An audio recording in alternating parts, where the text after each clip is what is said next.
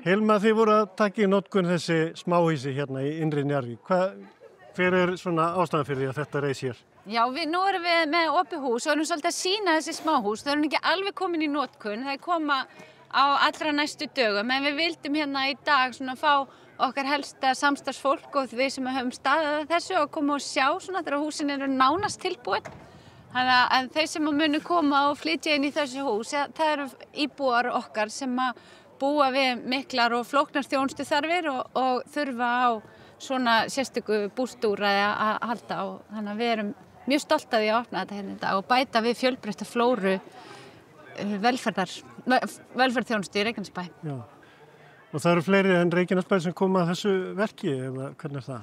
Reykjanesbær kemur að uppbyggingu þessara smáhúsa og velferðssvið og umhverfissvið hafa unnið náið saman að undirbúningi þessara húsa. Við erum í samstarfi nokkur og við þjónustum þennan hóp ekki einn. Þannig að Heilbrigðisstofnun Suðurnesja hérna með okkur og í góðu samstarfi. Reykjanes apótek, lögreglan og frú Ragnheiður hjá Rauða krossinum. Það eru þjónustahópinn líka. Og þetta eru 4 smáhýsi hérna og eru fleiri í notkun annars staðar? Já, við erum með 3 smáhús í notkun núna á sveitarfélaginu og þetta er viðbót við þá. Það eru 4 sem við erum að opna núna. Og svo er áætlað að það verði enn frekari þróun í þessa átt í okkar þjónustu. Já. Við sjáum að það er þörf fyrir þess konar búsetu hér í Reykjanesbæ. Það er þörf fyrir þetta og hafa þessi hús sem eru þegar í notkun reynst vel?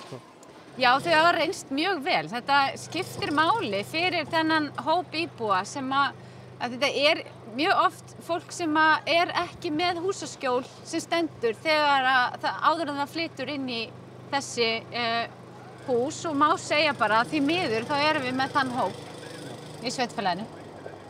Og hvenær megum við búast við að fyrstu íbúar flytji hérinn? Það verður bara á næstunni. Þannig alltaf ég segi nú alltaf að ég vil standa við mín lofar sko. Þannig þú voru kannski ekki alveg að segja dagsendingu en það styttist í það. Það er handan við hornið. Það er handan við hornið. Björn, þú kemur frá Reykjanesapóteki. Já. Hver er ykkar að koma hérna að þessu verkefni? Sko, við erum búin að vera að vinna alls konar svona skaðaminnkandi verkefni í gegnum tíðina. Byrjuðum með rauninni á fullu 2022, bæði með lyfjastoð, þar sem vorum að taka fyrir svona viðtalsmeðferðir við fólk sem er að taka lyf. Hjálpaði þeim að finna út úr því hvort að lyfin sé að passa, hvort þeir sé rétt tekin og svona og hvort þeir sé einhverja skarnar millilyfja. Með það markmið að reyna að bæta meðferðarheldni og svona draga úr skaðsemi lyfja. Og í kjölfarið á því að þá fórum við í samstarf við fyrirtæki sem heitir Prescribe í að aðstoða fólk við að hætta á lyfjum sem voru ávanabindandi lyfjum sem var kannski tók einhvern tímann út af, þú veist, bara mjög oft er þetta lendi kannski slysið eitthvað og svo viltu hætta en það er ekkert auðvelt að hætta og Prescribe þróaði þessa staðferð sem gerir fólki auðveldra með það að trappa lyfin niður hægt og rólega. Í framhaldi af því þá fórum við líka að skoða svona viðhald, það sem heitir viðhaldsskammtar á lyfjum og það er rauninni fyrir fólk sem er kannski búið að vera í til dæmis neyslu eða eitthvað og vill svona minnst að kosti draga úr því og reyna að stýra því inn á einhverja leið sem er auðveldra að vinna með.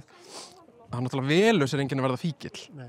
Þetta er náttúrulega líffræðilegt fyrirbæri sem er erfitt að vinna með og það sem gerist náttúrulega líka þegar fólk er á við svona fíkni vanda að stríða að það besta leiðin til að ná svona annarkvort að vinna sig úr því eða allavega að draga úr því að það er að grunnurinn sé í lagi og þess vegna er svona verkefni, til þess að svona húsnæðis aðstoð fyrir fólk, alveg bara risastórt skref til þess að aðstoða fólk við að annarkvort að draga úr neyslu eða jafnvel með tímanum að ná að hættinni.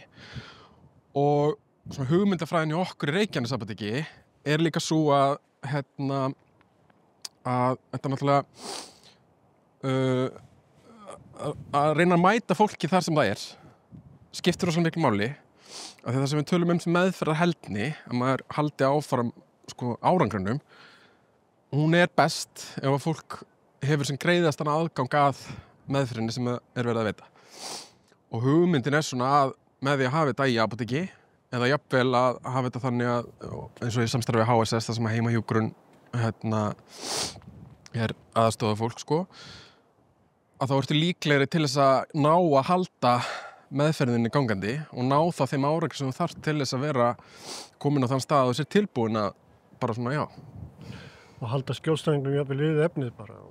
Já, halda skjólstæðingum við efnið og aðstoða skjólstæðingin við að komast að stað það sem er auðveldara fyrir viðkomandi að bara svona halda sig við efnið og þá ertu komið með grunninn af því sem þarf til þess að bara já, bæta lífið á máta sem við bara viljum öll. Ja. Og finnst þér svona af ykkar reynslu að fólk taki þessu vel, sé ánægt með að fá þessa þjónustu? Sko, tvímælalaust. Ja. Að því eins og segja, það velur sér enginn að vera fíkill. Og mjög oft er þetta einhvað sem að byrjar kannski saklaust og verður síðan miklu erfiðara. Og þannig að bara það er mikilvægt að grípa fólk þeirra það er tilbúið og hjálpa þeim síðan, þú veist, svo lengi sem að þau vilja sjálf að hjálpa þeim að viðhalda árangurinn sem þau eru að ná og vera síðan skilningsríkur ef það gengur ekki, þú veist. Og það er það sem að skipta svo miklu máli í þessu öllu að það er að skilja að já, mæta skjólstæðingum bara það sem að viðkomandi sjálfur er sko til að draga úr öllum þessum faktorum sem að geta gert það verkum að vera erfiðara fyrir viðkomandi ná árangri já. Þetta er flott verkefni hjá okkur og bara, ég segi bara til hamingju og gangi ykkur vel með þetta. Takk fyrir, við erum bara ótrúlega spennt fyrir þessu og okkur finnst líka bara gaman að fá að vera með í að gera þetta og bara svona sjá hvað okkar svona, þú veist, já, hvernig við getum komið inn í þetta til að bara aðstoða við að gera þetta sem hentugast og best fyrir alla. En segðu mér, eru margir mörg svona eins og apótek úr einkageiranum sem að taka þátt í svona samfélagsverkefni? Sko kannski ekki í svona opinberu verkefnum, nei. En ég veit alveg þó mörg apótek sem að hafa áhuga á því að taka virkari þátt og ég veit apótek til dæmis í Reykjavík sem að eru að gera þetta án þess að sé endilega einhver þjónustusamningur eða eitthvað á bakvið. Það nefnir til dæmis sem dæmi Íslandsapóteki á Laugaveginum í Reykjavík sem er búið að vera vinna alveg rosalega mikið með læknum og einmitt í gegnum prescribe líka við að hjálpa fólki að annarkvort að draga úr neyslu eða jafnvel hættinni sko. Og ég meina apótek eru heilbrigðisstarfsemi. Þannig að ég svona vil trúa því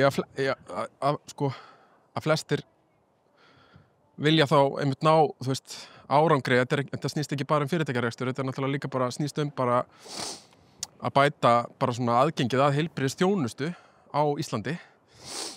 Og við erum með módel frá Bretlandi og Noregi og fleiri löndum sko, þar sem að einkarekin apótek eru að stíga meira inn í til þess að gera þjónustuna aðgengilegri, bæði til að létta á kerfinu og líka bara til þess að fjölga svona, hvað segir maður, svona snertipunktinu við skjólstæðingin.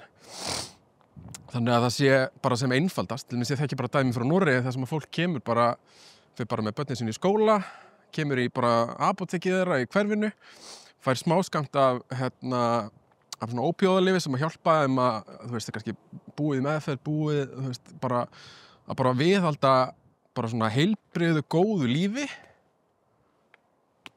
og þá bara er ekkert, þú veist, þá ertu tilbúin að við erum með vinnu, við erum með fjölskyldu, við erum með þetta allt saman af því að þú ert búin að ná tökum á þessu líkamlega vandamáli sem að fíknin er og með því að við erum ekki að senda viðkomandi sko ennþá lengra eða á stað þar sem er erfiðara aðgengi þá er þetta miklu líklegri til þess að ná að viðhalda þessum árangri og við erum með dæmi á Íslandi til þess að fólk sem er búið að sko í mörg ár búið að vera laus við einhver svona ávanabindandi efni sem að voru áður að valda þeim vandræðum sko með svona meðferðum sem að hafa þá annarkvort verið í gegnum heilbrigðisstofnanir eða apótek. Þannig eins og þú segir, þetta apótek eru heilbrigðisþjónusta. Já, apótek eru skilgreind sem heilbrigðisþjónusta og það er svolítið okkar markmið líka í Reykjanesapóteki og fleiri apótekum á landinu að svona efla þessa svona þetta hlutverk apóteka í sko heilbrigðisþjónustu menginu og við höfum átt alveg stórkostlegt samstarf við HSS til dæmis sem að gera okkur þetta kleift af því við getum náttúrulega ekki án læknanna og hjúkrunarfræðingarna og heimahjúkrunar þar sko þannig að ég ekkert viss að við værum sko að Reykjanesbær gæti verið að veita þessa þjónustu ef ekki væri fyrir samstarfi við HSS og nú heilsugæslan á Höfða Suðurnesjum líka búin að eiga frábært samstarf við þau líka og það kannski líka fegurðin við það þegar maður með svona aðeins minna mengi að þú veist það allir til í að gera þetta það bara spurning að bara svona finna rétti farvegina fyrir það Þannig að apótekar leggja ekki lyfjafræðina fyrir sig bara til þess að reka búð Nei, ég vona ekki allavega þetta ótrúlega spennandi og þetta líka bara þú veist, að reka apótek og starfa í apóteki bara virkilega spennandi verkefni sem að felst í svo miklu meira heldur en bara einhverju sölu og rekstri sko